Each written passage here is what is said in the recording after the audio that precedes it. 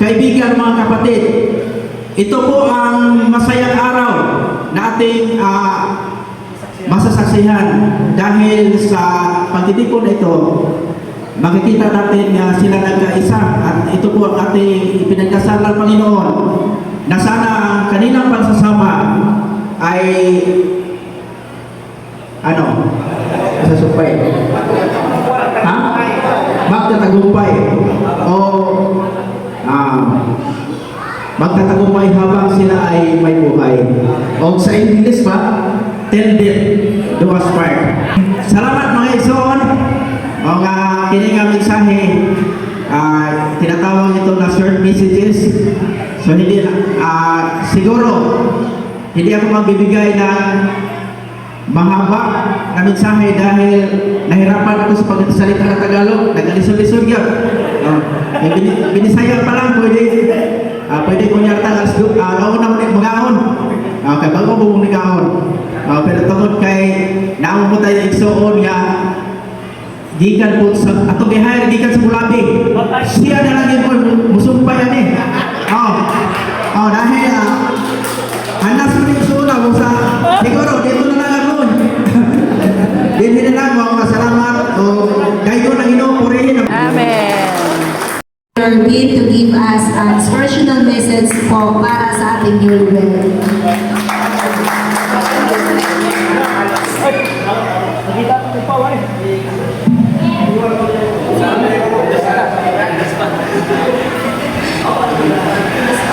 Alam mo rin ang Panginoon. Hindi ako pa nakapag-ready. Sa totoo lang po, hindi namin intention na pumunta talaga dito. Sinamahan ko lang yung kapatid natin sa Panginoon, si Brother Ryan, dahil may kukunin daw. Pagdating namin dito, bakit may ganito? So, nandun kami sa kusina, nilapitan ako na isa sa mga kapatid natin na magsasabi daw ng mga ipapabaon sa inyo. Ay, ano ba to? Hindi talaga walang paghanda. Pero salamat sa Panginoon, ang Panginoon na nasa bawat isa natin ay laging handa. Hindi man tayo nakapaghanda, apan ang Panginoon na ating natanggap ay laging handa. Purihin ang Panginoon. Amen. Salamat po sa Panginoon sa opportunity na to na binigay sa atin. Even though kami, nakapasok naman kami, so ang masasabi lang namin talaga namin is, welcome. And then, kagaya nga sinabi sa Genesis chapter 1, na iiwan ninyo ang bawat isa, ang inyong mga magulang, para kayo ay magiging isa. Yan ang tandaan natin na, if we come to the world to be one, is talagang magiging isa tayo. Sa desisyon, sa mga bawat ginagampanan natin sa ating mga pamumuhay, dapat nasa isa tayong desisyon. Sa buhay na ito, this is only, yung mga sinabi ng Panginoon, is only a picture out to becoming the real wedding, which is the Christ and the church.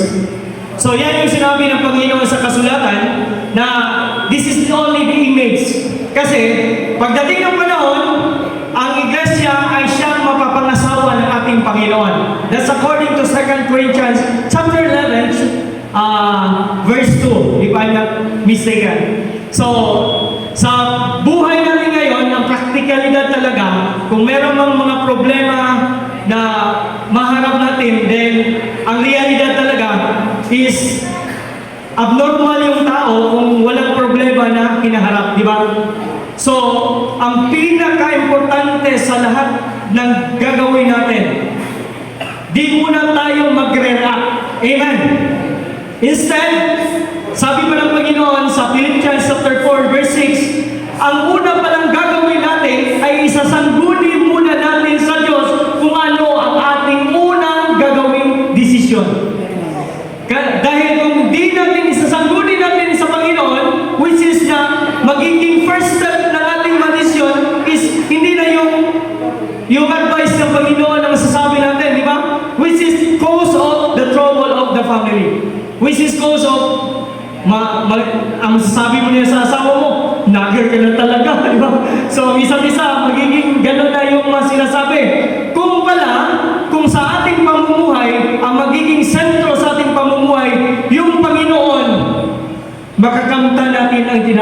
tinatawag na feast in the family. Amen. So kung meron mga problema, yan ang tinatawag sa Biblia na mga pagsubok.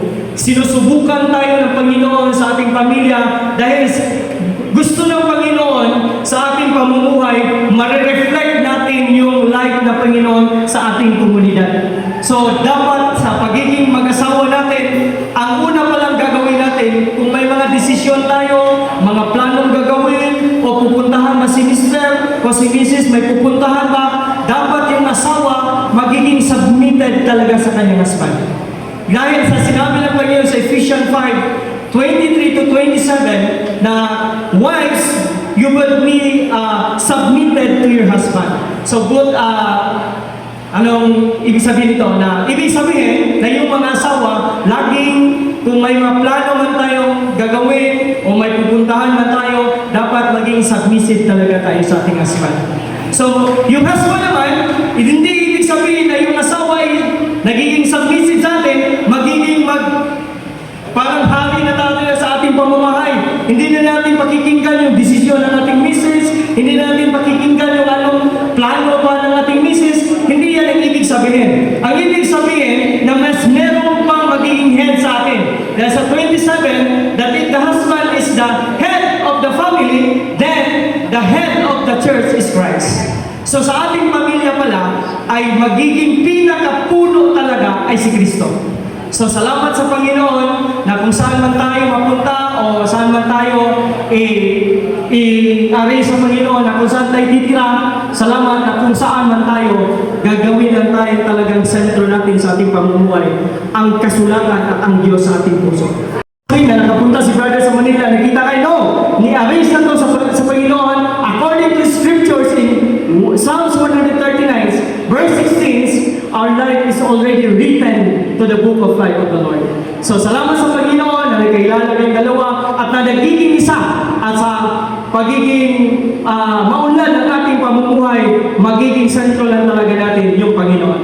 Amen. Kaya may isa pang verse sa Ecclesiastes chapter 4 verse 9 na doon sinabi niya na kung ang isa ay mafo-fall, may yung ibig sabihin, may magpapaisa sa'yo. Kung ibig sabihin nun, na kung may mga problema kayo, so dapat talaga pala ang tao may tinatawag na pares. Dahil kung malulungkot yung isa, may yung husband naman ang nag-strengthen, nagbibigay ng mga, anong ibig sabihin nito?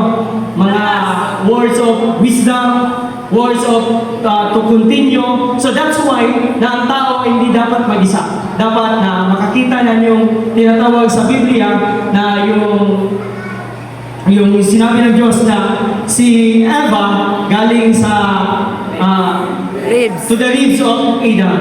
So that's why na hindi insidente ang pagkikilala nyo, ibig sabihin, brother, na si sister ay isa talaga kayo dahil siya ay nanggaling sa'yo. So purihin natin ang Panginoon na sa ating to pursue sa yung unahan, salamat sa Panginoon sa opportunity nito na hindi lamang ito pagpakita sa lahat na kayo'y nag-isa, kundi ipapakita natin sa lahat ng panahon na tayo talaga'y may Diyos sa ating puso. At sa ating pamilya, magiging ilaw yung kasulatan at magiging ilaw si White at si Mr. naman ay siyang maging haligi na ibig sabihin na ang pamilya makikita sa ating mga neighbor, makikita nila, hindi makikita nila yung ating mga ugali na pangit, kundi makikita nila yung ugali na si Kristo nasa pala sa atin. So salamat at purihin natin ang Panginoon. Amen. Salamat kayo. Parang hindi ko maramdaman ng anong kaba sa ating puso.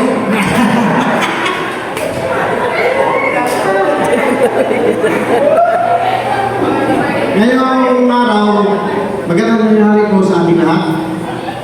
Lalo na sa mga lola, sa kalolo, mga tito, ay parang mga kapatid dito sa ating bagong kasal. Noong papunta kami sa Manila, yung kinasal sila doon, papunta kami, konti lang kami, apat lang kami, anim. Kami papunta na bilang pangalawang ama. Usa ako sa bilang ama, pangalawang ama. Sa nalaman ko noon sa pagkasal, hindi ko alam kung anong gagawin ko.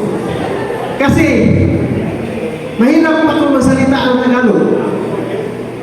Tapos yung isang kumpare ko, yung pinaka best friend ko, yung sabi niya,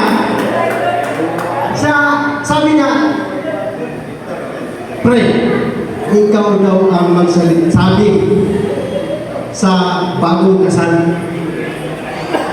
paghatag ng mensahe bilang pangalawang ama. Tapos, hindi ko maintindihan kung anong gagawin ko. Ha? Palagi akong papunta sa siya. Kahit hindi ako kaihi. Papunta ako, palagi mayroon kang apat kami. Parang baka ang iba naman ang matawag. Tapos, tagal pa rin. Papunta naman ako na siya para na kahit hindi ako kalibang nun. Hindi ako tatay. kahit hindi ako tatay. Para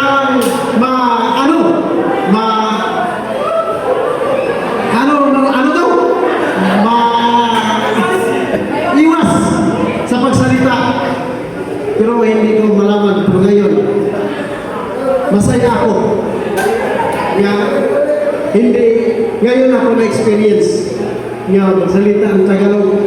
Alam na ninyo, nga hindi ko Tagalog. Pero, naiintindihan ninyo, ang salita ng Bisaya, baluktot, pero tuloy-tuloy. Ito, joke lang, para lang na wala akong lang ibang masabi sa bagong kasal bilang pangalawang ama. Kahit nalaman natin malayo sila isa't isa sa pagtrabaho nila, pero patuloy pa rin ang pagmamahal ang isa't isa. Kahit malayo ang isa't isa, walang magabay natin kundi ang Panginoon lang. Isa ang Panginoon yung ating sandigan. Kasi alam niyo sa experience ko sa akin, noong ilang taon, doon papunta ako sa Manila, na-experience ko nung magkalayo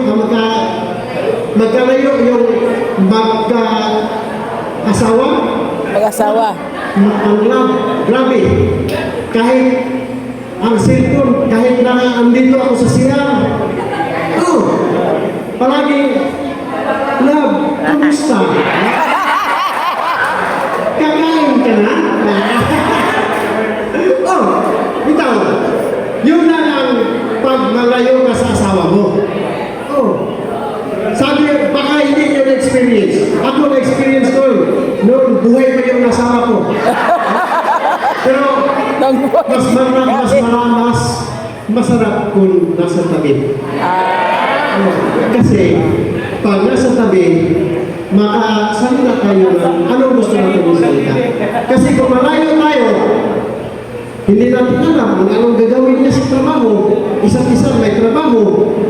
Tapos, magalit pag hindi mo masagot yung tawag niya. Kasi, kahit alam naman natin na mga Tagalog na lang, mga butan. Mabait Kayo. Mabait nga mga asawa ko isa't isa. Pero, malaman natin pag nalayo ka, wala akong na ibang isabi sa bagong kasal. Patuloy lang magpagabay tayo sa Panginoon. Kasi wala tayong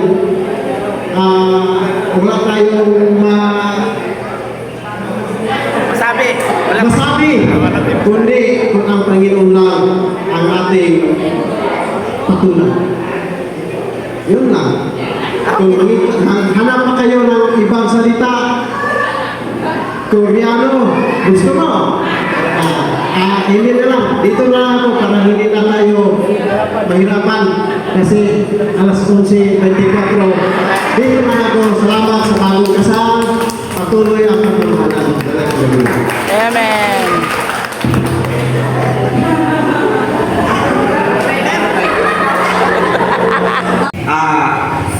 Unang-una sa lahat. Magandang umaga po sa ating lahat. Mamaya pupunta ko dun. Maraming salamat po sa inyong pagdalo sa kunting salo-salo na hinahanda ng aking nakababatang kapatid. Maraming salamat po sa inyong lahat. Unang-una, magsasalita ako tungkol dito sa aking nakababatang kapatid. Brad, Ilanong Exo, ikaw ay nasa gustong edad na. May tuwalya ako, may tuwalya din sa rin. Meron din. Kung may tawa kanina, baka kayong maiyak ka.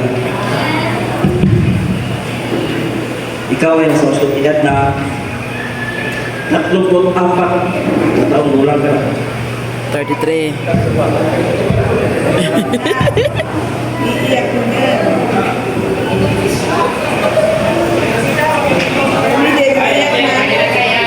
Pinagkaalam si buhay. Naranasan ko ng mga pagsubok, kahirapan, mga kasakit at magiging saya. Lahat ng yun, nalampasan mo. Hanggang sa dumating ang pinaka-importanting araw na yung pinakahinintay yung naikasanda yung April 27. At dumating na, wala ka na yung pinakahintay. Hindi ko na kailangan ipaliwanag sa iyo kung sino ka.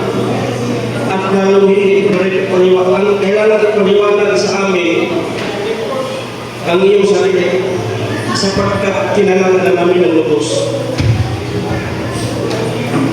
Lumaki ka sa tamang paggabay ng ating mga magulang, tinuturuan, magagandang asal, paggalang sa mga nakakatanda, at higit sa lahat, ang pagiging makadiyos. Brad, ang may papayo ko lang sa iyo ay ito. Ang pagmamahal na nakikita mo at natutunan mo mula sa ating mga magulang.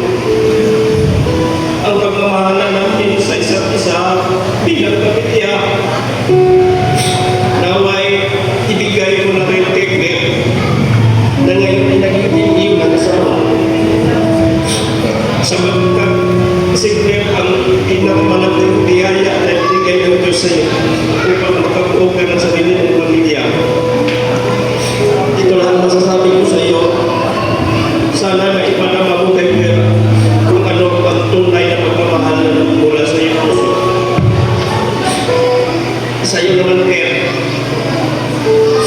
hindi ko man lubos kailangan yung pinagulang at kung paano ka pinalaki ng mga magulang. Ngunit naniniwala at umasa ako na natutunan mo ang mga mabubuting asal na itinuturo sa iyo at ang nagiging mapagmahal sa kapwa. Alam ko na alam mo kung ano ang tunay na pagmamahal. Kaya ngayon sa pagkakataong ito, nakikiusap ako sa iyo mula sa ibuturan ng aking puso kung gaano mo kamahal ang iyong mga magulang. Sana'y maibahagi mo rin sa aking kapatid ang pagmamahal at pag-aalaga kahit kunti lang. Hilingin natin sa iyo kahit kunti lang. Dahil ang kunting pagmamahal na nagmumula sa iyong puso ay para sa amin, napakalaki lang at para kay Ate. Yan lang ang aming simpleng hiling sa iyo. Ang tunay na pagmamahal na nagmumula sa iyong puso kahit maliit sa paligid paningin ay para sa amin, napagkalaki na ng halaga, lalo na sa aking kapatid. Yan lang po ang masasabi ko. Sana po ay maintindihan mo. May padama mo sa aking kapatid ang kunting pagmamahal na nagmumula sa iyong puso. Gusto ko na sana tapusin, pero lubos-lubusin ko na to. Gusto na mananako rin tubangan niya. Andito ako ngayon sa inyong harapan, nakatayo upang magbibigay ng napaka-importanting payo. Magbibigay ako ng payo sa inyo bilang isang nakakatandang kapatid at bilang isang may kaunti na rin kaalaman tungkol sa buhay may asawa, sapagkat ako po ay nauna sa inyo ng kaunti. Makinig kayong dalawa, pakinggan niyo ito ng mabuti. Noong araw na kayo ay kinasal noong April 27, yun na rin ang huling araw ng inyong pagiging magkasintahan.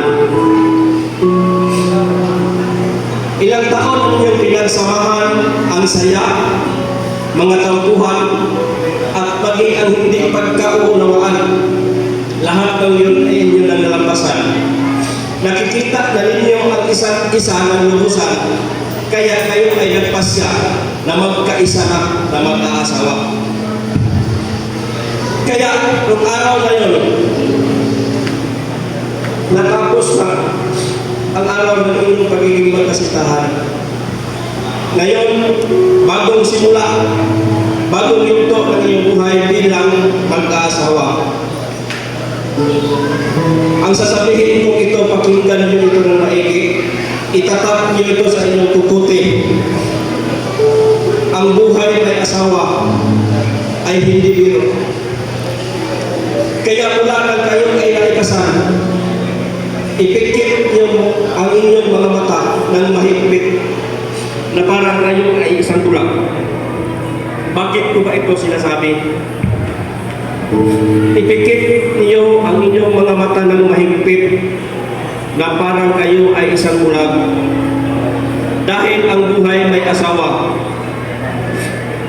ay isang panghabang buhay na pangako. Wala nang balikan, wala nang ulitan. Hindi na ito mauulit pa.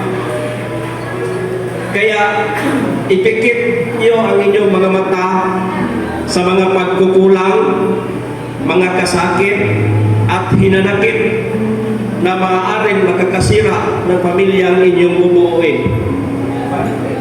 Kapag makikita nyo na may pagkukulang na sa isa't isa, makikita nyo na may galit sa isa't isa at may sakit na sa isa't isa, ipikit nyo ulit ang inyong mga mata at sabihan nyo ang iyong sarili, bulag na pala ako, hindi ko na pala ito makikita. Yan, lahat ng yan ay parte ng buhay may asawa. Ang buhay may asawa kasi ay may kanya-kanyang sangkap, tulad ng pagluluto. Kapag walang lasa, walang talagang sarap. Ang sangkap ng ang may mag-asawa ay yung mga pagsubok, yung mga hindi pagkakaunawaan, hindi pagkakikinigan, yung mga tampuhan. Lahat ng yon ay bahagi na buhay na mag-aasawa. Ngunit, mag-iingat kayo. Baka sa sobrang lasa, sa daming sangkap, ay matindi pa ang away at humantong sa pagkasisira ng inyong pagsasama. Kaya upang hindi mangyayari iyon, gawin ninyong pundasyon o sentro ang Diyos. Dahil sapagkat siya lang ang magiging ating tahanan at sandigan sa lahat na bigat nating nararamdaman.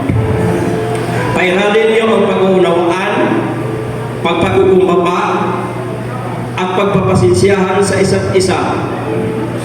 Kung sa isa man sa inyo ay magiging apoy, sanay ang isa din ay magiging tubig para hindi lumala ang sitwasyon. Kapag ito ay inyong maisina sa puso, magiging masaya, maayos at payapa ang inyong pamumuhay. Kaya Ulitin ko, natapos na ang araw na naging inyong pagkasintahan. Ngayon, ang bagong simula ng buhay may asawa. Bagong simula na kung saan hindi papansinin ang mga sakit, hindi papansinin ang mga galit, kundi ang magmahal ng buong puso. Dito na po magtatapos. Maraming salamat po sa inyo lahat. To Dudong and his wife, Claire, kapatid ko na rin. Dong, prepare ko talaga to doon sa mismong kasal niya. Kaya lang, hindi kami nabigyan ng time kasi nga napakalitin lang ng oras. Kaya napapasalamat ako na at least dito nabigyan mo ako ng opportunity na makapagbigay naman ko ng mensahe para sa kanya. Habang nakatayo ako dito at tinitingnan ka ngayon, hindi ko maiwasang maalala yung batang ikaw, yung makulit, mula toddler hanggang sa nagbibinata ka na, isang napaka-independent at napaka-totoong tao. Nakita ko kung paano ka nangarap at kung paano ka nagsakripisyo upang maabot ang lahat ng ito.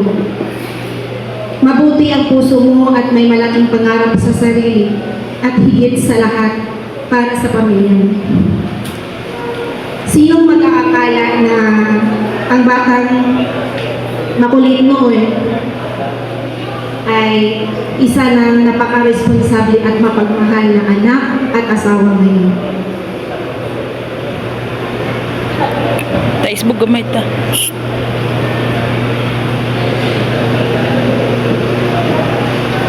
Nagpapasalamat ako sa Panginoon dahil tinupad niya at nagbunga lahat ng sakripisyo mo sa kadahilan ng nakita niya ang pananampalataya mo at ang pagiging mabuting tao. Sabi ko sa sarili ko dati pa na sobrang napakaswerte ng babaeng mapapangasawa mo sa hinaharap at paulit-ulit kong sasabihin kahit nasa harap mo na siya ngayon. Claire, ang swerte-swerte mo. Siguro para sa iba, lalo na sa mga hindi nakakilala kay Dudong Arnie, hindi look strict and straight, but mind you all, itong taong to, isa itong taong may napakalambot na puso. Always niyang kinonsider ang kapakanan ng lahat before him. Di baling wala siya, basta mayroon lang ang lahat ng mga taong mahal niya. And for that long, I am the proudest. Sobrang proud ako sa iyo sa mga narating mo at sa kung anong tao ka ngayon. Hindi lang ako ang proud sa iyo, kaming lahat ng pamilya mo. At sigurado akong may isa pang taong mas lalo pang proud sa iyo ngayon. And for sure, ipinagmamalaki ka sa lahat. Si Papa, na kahit hindi na natin siya kasama ngayon physically, ramdam natin ang presensya niya. Alam at ramdam natin sa mga puso natin na napakasaya niya. At nag-iisipit siya sa atin, kasama natin ngayon. Pa, we miss you so much. Hindi ka man namin nakikita at nakakasama, pero ang pagmamahal mo ay patuloy namin dala sa bawat araw ng buhay. At sa espesyal na araw na to, alam namin na kasama ka namin nakangiti, proud at ang mabantay sa amin. We will always love you, Pa, and we will live in the life you always wanted us to live. Ang mamuhay ng magkasama at magmahalan at hindi pababayaan ng isa't isa. See you in the next life. Till we meet again in God's promised resurrection. Ngayong araw, ibang klaseng saya at emosyon ang nararamdaman ko kasi nakikita ko na hindi ka na lang basta ang bunso dito namin, kundi isa ka ng lalaking handang bumuo ng sarili mong pamilya. And today is isa itong patunay sa iyong kahandaan and the so-called God's perfect time. Sana'y dalhin mo lahat ng aral at pagmamahal na ibinigay ni Papa at Mama sa atin. At ngayon, nang bubuo ka na ng sarili mong pamilya, alam kong magiging mabuti kang asawa at mabuti rin magulang. And to Claire, my youngest sister, welcome to the family. Maraming salamat dahil minahal mo ang kapatid ko. Ipinagtitiwala namin siya sa iyo, hindi bilang responsibilidad, kundi bilang isang biyaya. Alagaan mo siya, mahalin mo siya, at samahan mo siya sa bawat laban ng buhay, katulad ng pangako ninyo sa isa't isa sa harap ng altar. Lagi mong isipin na pamilya mo na rin kami. Ano man ang mangyari, always remember na meron kayong pamilya dito sa Mindanao na always nandyan para sa inyo. At sa inyong dalawa, naway naging matibay ang pundasyon ng inyong pagsasama. Sa hirap at ginhawa, piliin ninyong magmahal araw-araw. Dahil ang tunay na pag-aasawa ay hindi lang tungkol sa masasayang sandali, kundi sa pagpili sa isa't isa sa mga panahong mahirap. At higit sa lahat, gawin niyong sentro ang Panginoon sa inyong pagmamahalan na siyang maggabay at magpapatibay sa inyong pamilya. Bilang ate, masaya ako dahil pareho ninyong tinutupad ang inyong mga pangarap. Pero bilang pamilya, hindi maiiwasang malungkot dahil ilang araw pa lang ang inyong pagsasama bilang mag-asawa. Kailangan na ninyong magkalayo. Kasi ikaw doon papunta Australia at si Claire naman babalik sa Paris. Hindi magiging madali ang long distance marriage. Darating ang mga gabi, sabik kayong mayakap ang isa't isa pero video call lang ang meron. May mga araw na gusto nilang karamay pero trabaho at pagod ang kaharap nyo. Pero tandaan nyo, ang tunay na pagmamahal ay hindi nasusukat sa layo, kundi sa tibay ng pag-unawa, tiwala at pananalig sa isa't isa. Hindi magiging huwag ninyong hayaang matalo kayo ng distansya. Lagi ninyong piliing magmahal kahit mahirap. Piliing umintindi kahit pagod. Piliing magpatawad kapag may tampuhan. At higit sa lahat, piliing balikan ang pagkakataong ginawa niyo sa harap ng Diyos noong kayo ay ikinasal. Ang pag-alis ninyo ay hindi pagtatapos ng saya, kundi simula ng mas matatag na pagsasama. Ang sakripisyong ginagawa ninyo ngayon ay para na rin sa kinabukasan ninyong dalawa at sa pamilyang bubuhay ninyo balang araw. Proud na proud ako sa inyong dalawa. Hindi lahat kayang harapin ang ganitong pagsubok sa umpisa pa lang ng marriage. Pero naniwala ako kakayanin niyo ito dahil mahal niyo ang isa't isa at kasama niyo si Lord sa bawat hakbang. Habang magkalayo kayo, huwag kalimutang ipagdasal ang isa't isa araw-araw at kahit saan man kayo dalhin ng mundo, tandaan ninyo na may pamilya kayong naghihintay, nagmamahal at susuporta sa inyo dito sa Pilipinas. Ingat kayo palagi at sa panibagong buhay na tatahakin ninyo. Sana sa susunod na pagkikita, mas matatag, mas successful at masaya na kayong dalawa. Mahal na mahal ko kayo. Congratulations sa inyong kasal at good luck sa journey ng inyong buhay. God bless your marriage and dear peace.